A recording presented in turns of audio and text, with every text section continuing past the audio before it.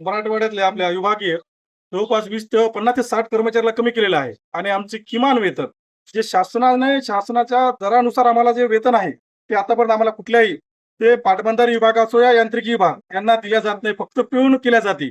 आणि पाटबंधारे विभागातला 24 तास काम करून त्यांना फक्त ₹300 हजेरी दिल्या जाते. आणि आणि यांना यांत्रिकी विभागात ₹834 पगार असताना सुद्धा याला ₹300 प्रमाणे पगार दिले जाते. एकंदरीत काय उत्तर देण्यात आले?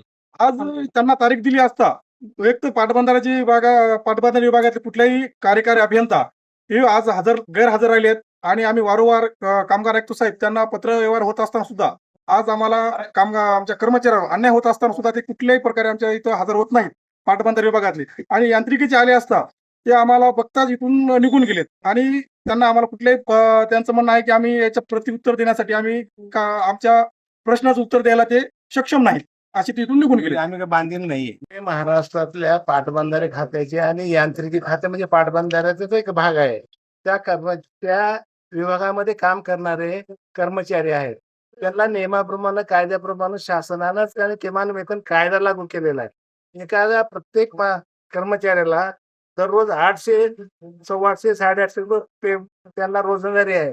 परंतु त्यांना फक्त 300, 400 इतपतच पगार देऊन त्यांचं EPF वगैरे 4-4 कपात न करता 4-4 महिने पगारही केला जात नाही. त्यांना दबाव आणून यांना करून ते 100 रुपयाच्या बॉन्डवर लिहून मागतात. तुम्ही आम्हाला लिहून द्या, नाही तर आम्ही तुम्हाला उद्यापासून आमच्यावर कामाला यायचं नाही. आम्ही तुम्हाला काम कमी करू असे धमक्या देऊन यांत्रिकी अधीक्षक अभियंता कार्यालय, विभागीय कार्यालय आणि पाटबंधारे कार्यालयाच्या कर्मचाऱ्यांना दबाव आणून बळी पडण्याचा म्हणजे उद्देशानं दबाव आणून त्यांच्याकडून पिळवणूक करण्याचा प्रकार चालू आहे. म्हणून ते सहाय्यक कामगार आयुक्त हे कायदेशीर त्याला आपण का इंडस्ट्रियल डिस्प्यूट ऍक्ट प्रमाणे त्यांना कायदेशीर कोर्टाचे आदेश म्हणजे कोर्टाचे अधिकार आहेत.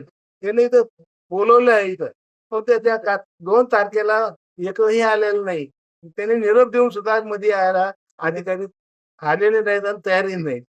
एकंदरीत किती कर्मचारी आहेत आणि त्यातल्या त्यात हा पुढचा लढा कसा राहील आपला? पुढचा लढा म्हणजे कायदेशीर कारवाई इथं चालूच आहे. त्यांनी आता मला पुढच्या तारखेला मी ऍडमिट करून घेऊन त्या लोकांना पत्र देतो की या लोकांना कामावरून कमी करता येणार नाही. कामावरून जर कमी केलं, सहाय्यक कामगारांना सांगितलंय, कामावरून जर कमी केलं तर त्याचा वेतनाची जबाबदारी शासनाची म्हणजे तुमच्या डिपार्टमेंटच्या प्रमुखाची राहील, असं म्हणून त्यांना आदेश दिलेले आहेत. तरी पण आता पुढच्या तारखेला ते आदेश पण म्हणजे ते पण दिले जातील आणि ह्या लोकांचा पगार समजा कमी बी केलं तर आम्ही त्याच्याकडून त्याच्या अगोदर लातूर जिल्ह्यामध्ये बीड, लातूर आणि धाराशिव जिल्ह्यामध्ये अशाच कर्मचाऱ्यांना कमी केलं होतं. सुप्रीम कोर्टापर्यंत आम्ही मांडलो.